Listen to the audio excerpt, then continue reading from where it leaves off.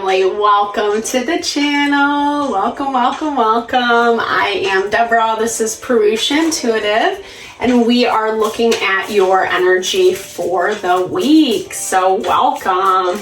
Hey, we're in Gemini season 2. Happy birthday to everybody who's celebrating this week. I'm just sending all the love and all the blessings always. I just hope that you feel fabulous and honored and loved and supported for the amazing soul that you are and what you bring to this world. It's such a special time.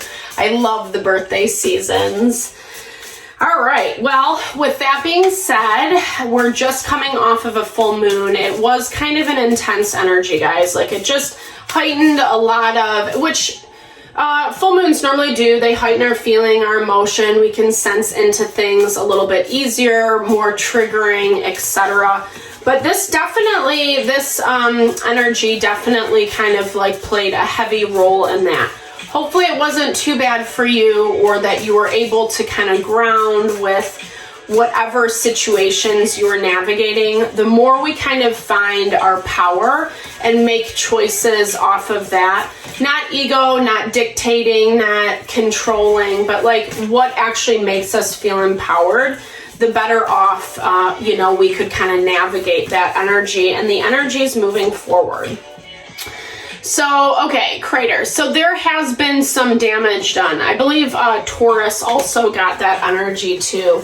The crater to me is really when there is kind of that forever imprint. You can't really get away with it. It's something that's happened. It came across your path. Usually something that's a little bit more traumatic as well. So going through an experience that did really leave a mark. And I love this diving helmet because it is kind of about, especially if we're still involved with the toxicity or with something that's really unhealthy for us, it is kind of this value of exploring new worlds, kind of finding a different type of sustenance that you need. So maybe this person, place, or thing was something that you relied on, something that kind of gave you your fuel. It was a part of your inspiration or your life, or, just like some type of, not stability, because I feel like this was something that you were counting on more than it was counting on you, if that makes sense. So you needed it a little bit more. It could have been a slightly codependent vibe. But now things have changed, and it's like, it's interesting because this is like going to the diving helmet, it's going to the deepest depths, and then we have the stars, which is the highest height. So I hear this as recognizing the duality in life, in all things. There's always going to be the good, the bad. There's always going to be things that are the more negative repercussions, just as like the positive ones, depending again on what you're dealing with. Okay, so taking a fine-tuned eye, fine-tuned look to what is truly going on. You're sensing it, you're feeling it. This experience maybe hurt you or harmed you. Maybe you're still trying to give this person, place, or thing the benefit of the doubt.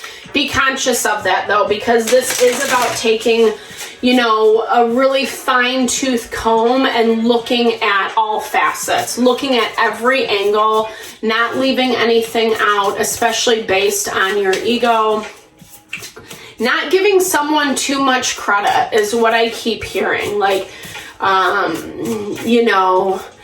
obviously, I think in this situation, we all have a lot of feelings and emotions around things.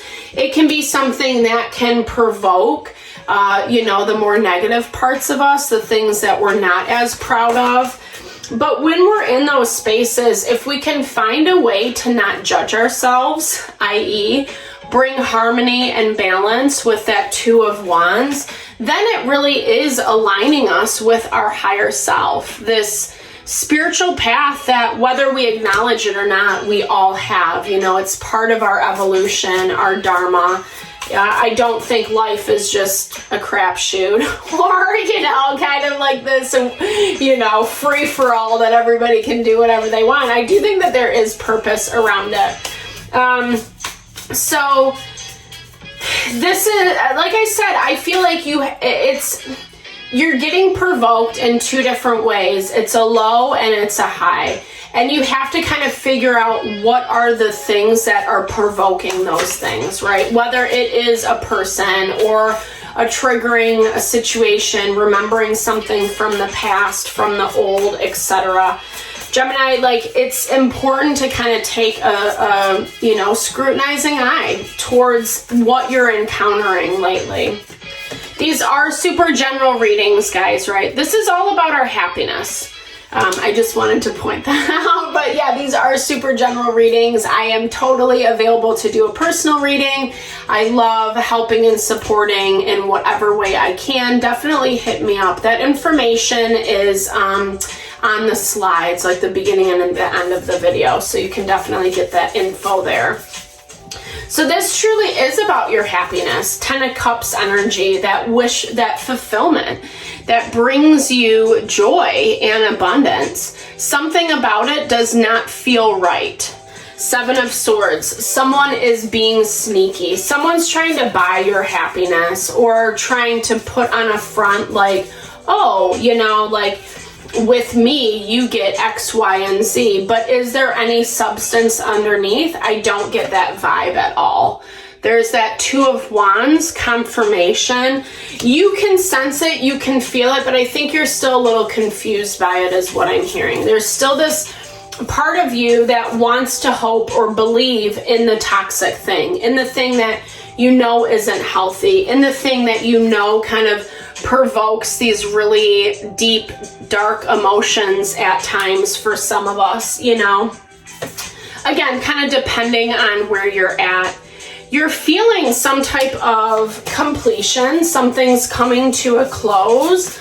This is also that value of tapping into your abundance. But it's coming through this space of, rejection. You kind of feel like, well, this is something I invested in. This is something I hoped for, that I wanted, but it's not really giving me back that same type of reciprocity I was talking about. I feel like this person's being shady. I feel like they're out for their own gain or pleasure. So keep that in mind. I think you haven't completely ended things is what I see, because there's still this part of you that is looking for options. So that part of you that's feeling rejected, taking responsibility, I'm the one to blame, I'm the one, and I actually don't really feel like that's true, Gemini. We do the best we can with what we're given. So if someone's saying beautiful things, beautiful words, all your hopes, your desires will be fulfilled, it's easy to want that, right? Or, especially when we idealize a person or a situation as being right, as being exactly what we want, because you're still looking for options, but you haven't completely resolved, you're still letting something of the past kind of take over or dictate. Something that you've given your loyalty to, your allegiance to. And I feel like that is case in point of why it's confusing, why you're seeing two different things in this situation. This other person or situation is really stressed out. There's a lot going on, a lot of chaos, I hear, especially mental chaos. Maybe you're picking up some of that, some of those stressors. Maybe you're the target, right? When people get really stressed out, it's interesting how easily they'll react, right? This is someone who's trying to take steps, make plans of action, make something happen. I feel like it's not really going how they had planned or how they anticipated. And that's where the stress is coming into play. Because things are speeding up, maybe this is someone who thought they had all the time in the world, they were taking their sweet time, etc.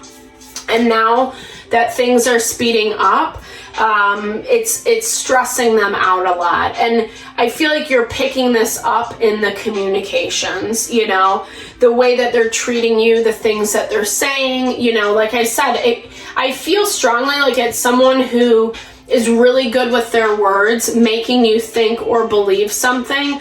But then like you'll get these little bits from them where they're like really pissed off, or they're cutting you down, or it feels very just like dismissive and sharp and inappropriate, honestly.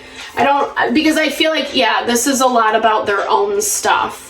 And instead of dealing with it, they just kind of pretend like it's not there. So someone who is, there's our toxicity, this 8 of Cups. This is our toxicity. This is the unhealthy behaviors that someone is, keeps doing. I think for sure. So 7 of Pentacles, it's this constant waiting, this inability to, and I feel like I don't know if both of you are stuck. I feel like you want to move forward. You're kind of like interested in developing and growing and nurturing this connection or situation. And it's not the same back. This person's like, no, I'm compartmentalizing anything. Let me do all this stuff over here and then I'll pay attention to you, or then I'll get back to you. And so that the constant waiting or not addressing, not acknowledging is actually making it way more difficult. You could be dealing with an Aries, Leo, Sagittarius, someone who does really like the control, someone who likes to kind of dictate how things are going to play out. But a lot of this is on them. People like this who like to have the control, the other side is, if you're going to assume all the control, then you have to take the responsibility. And this person refuses to. They don't want to see it in a different way. This is someone who's trying to bulldoze their way forward, right? Where it's like, this is the only way to make this thing happen, and so this is what I'm going to do. No questions asked. And I feel like you're in the background. It might not be affecting you, but I feel like you're getting the residual repercussions, of this person not paying attention, not really giving you the time, the value you deserve, putting you on the back burner, being sneaky and shady about how they're going about things. And it's constantly making you all over the place, right? So one day you're good, you're happy, you're inspired, you're like, yeah. And then the next day it's like, or the next couple days, it completely plummets, to these like those low depths that we were talking about. Very much that Scorpio, Pisces energy. So check out those signs. Maybe you have some placements in that, but it's, our feelings and our emotions can be pretty intense. And with that full moon we're just coming from, it makes sense that this would kind of be the energy that you're experiencing right now. Like I said, holding on to the past, wanting to believe in that honeymoon period, in the beautiful things that this person is saying in order to get what they want. But that's the thing, it's just a ploy. And I think, it's not easy for you to be in this situation. I don't know if you can get out. That's kind of what I'm hearing. Like, I feel like you might be stuck at the moment. So I would encourage you this week, really kind of see things for what they are. If there is a way to move out, cut ties, that might be in your best interest. It's easier said than done, right? I mean, I think sometimes we give our blind loyalty to people with hopes that they're going to come around or be better, etc. But I really just don't feel like that's going to happen. I think it's going to be really, really hard to move through.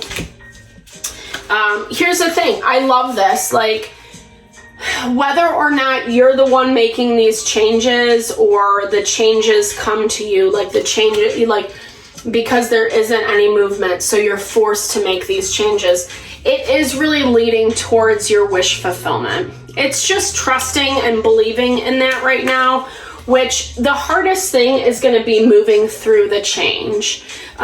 Whether that's, you gotta kind of humble yourself or be honest about what things are. Yeah, passion to thrive.